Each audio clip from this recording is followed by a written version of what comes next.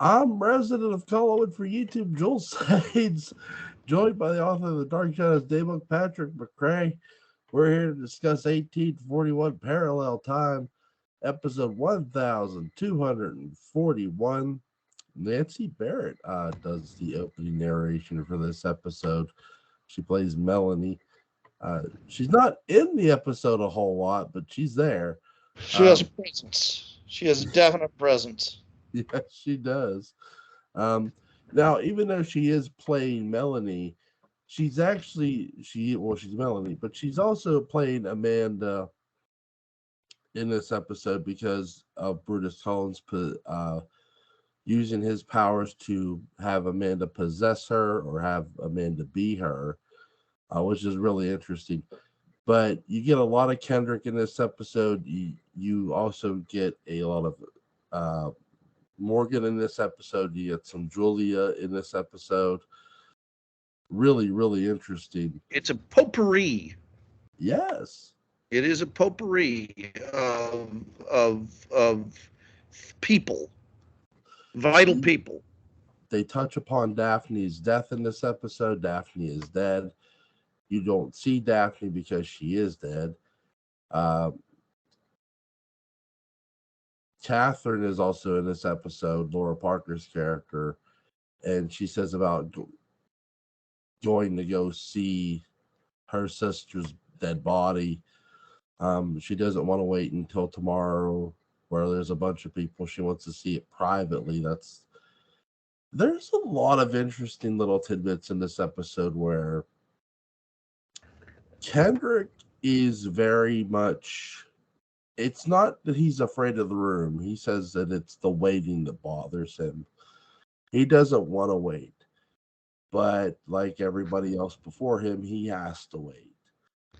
Him and Morgan have this interesting conversation about that very fact in the drawing room, which I like. What did what did you think of Morgan and Kendrick's interaction? Uh, I, it's interesting to see someone show up the Collins gatekeeping Yeah, and say, other people can be just as crazy.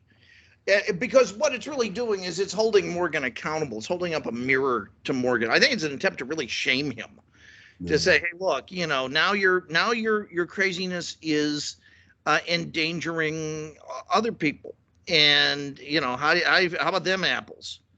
Um, so I really like it. I think the Morgan and Bromwell scene though is even stronger. yeah.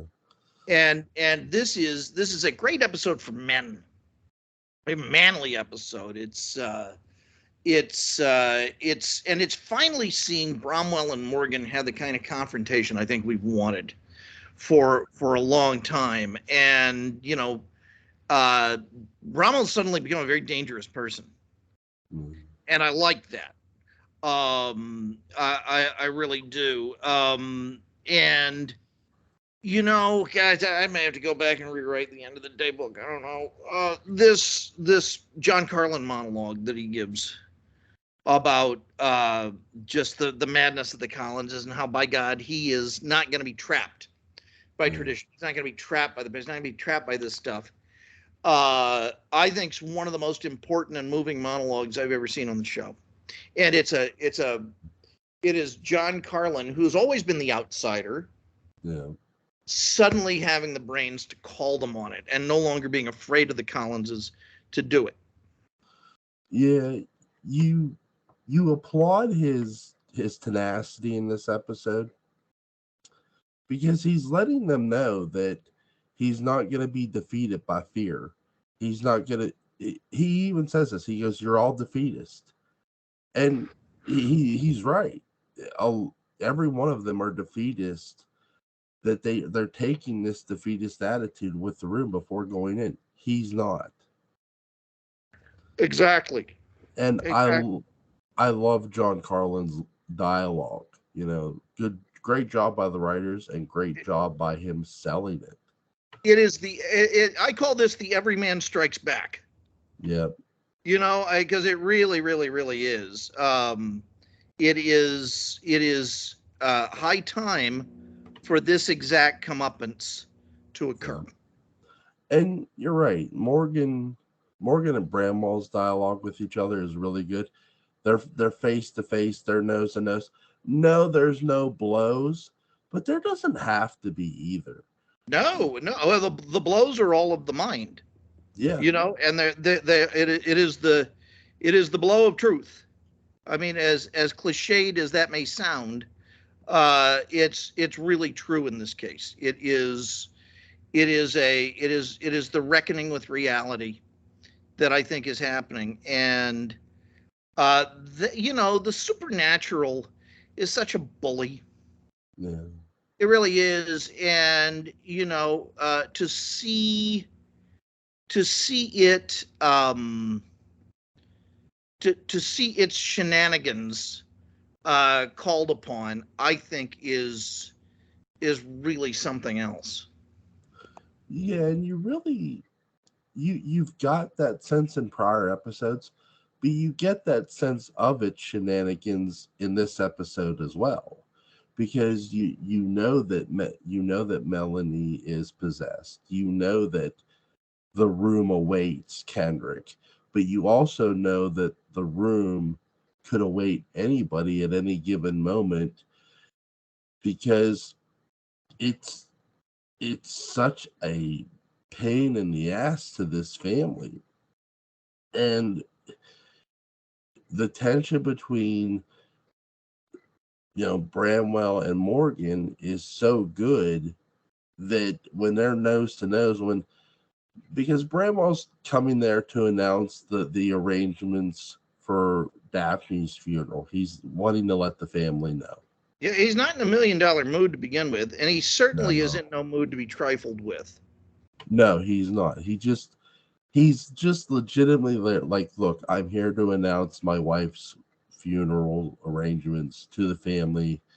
And Julia just says, I'll tell them. Just tell me and I'll tell them. And when he opens the door, that well, actually it's Catherine's are. But when Catherine says, tell them to me and I'll tell them, and well, that's when Morgan, him and her, they just go face to face. And it's really good. It's so criminally underrated. It's one of their best arguments. It's probably their best arguments in the entire arc. I would agree. You know, it's an episode you gotta really watch. This one especially, not because it's in the tail end of it, but because of how tense it is. I agree. Yeah.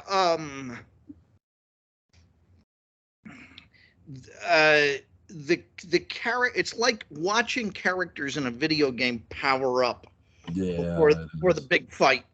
They've taken their potions. They are they're strapping on their armor, and they're calling each other out, it and remi- it's the big wind up. it reminds me of the video game Ultra Beast, where power up. Yeah. It really does. What's your favorite scene in this episode? Oh, I think the Bromwell confrontation is for me the moment that we have really, really, really been waiting for. That's for me. What about for you? As much as I'd love to pick a different one, I can't because it's so criminally good. Like, I would love to pick Kendrick's. It's good, but Bramwell and Morgan's is just so good. I can't pick a different one. And it's one that we've wanted to see. Yeah. I mean, it just is. Justice is coming. Yeah, it is. It's plus with this episode too, what we get in the end with Catherine and Bramwell, where they're talking about the pregnancy and the fact that Morgan overhears it now. It's like, holy shit. Yeah. Yeah. It's they're really taking off the gloves. Yeah, the writers are like, you know what? Yep, here you go. Yeah. Yeah. And I for one am really happy to see that. Yeah, I mean, it's it's it's a moment the writers have been teasing. It's your reward that they give you in this by the end of this episode. And not to so much be outdone, I really an underrated moment in this episode is Kendrick and Melanie. I know it's Amanda, but it's really Nancy Barrett and John Carlin in the tower room is really good. It's strong stuff.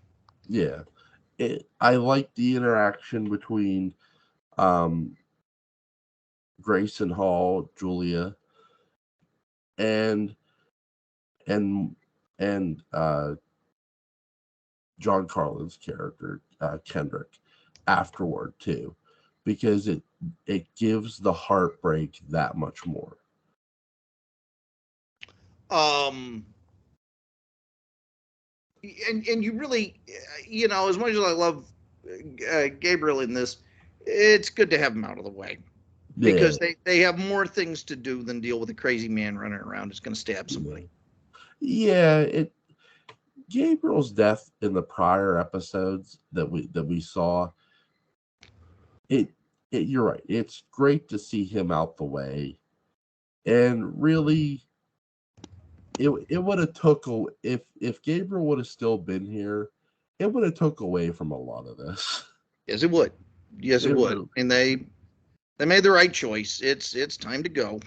Yeah, I'm with you. As much as I love Christopher Pennock and the character, it is time to go. But it's all but the what you see here with all the character interactions, it's all the more rewarding to see the different character interactions because they all hit home and they really hit you. They hit you in the gut. They hit you in the right places. I agree. This was an enormously satisfying episode to see. It's Yeah. one that I've wanted to see coming for quite some time, and they really make the payoff worth it. Yeah, it's one of those episodes like you've been wait. You said it.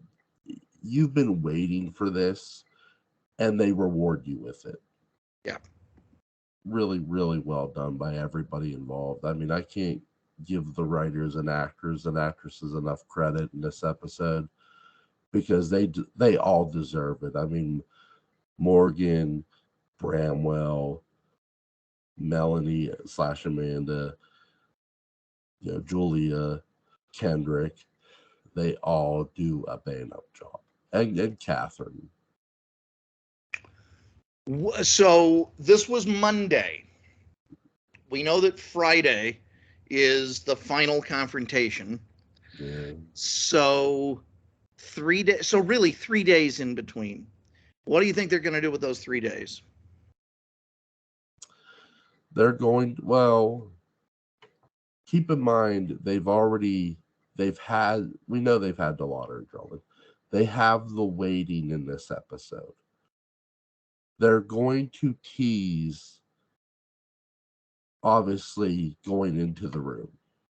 Now they tease it a bit here. They're really going to tease it in the next episodes. That's their sort of that's their tease, but they're also going to have the confrontation of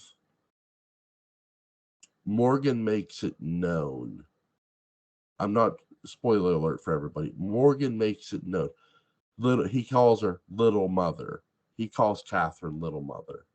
Oh yeah, And he's it's he's being a nasty boy. yeah, you're gonna see the nastiness That's what the writers are really going to do. You're going to see the 180-degree turn. And it's not such a 180-degree turn.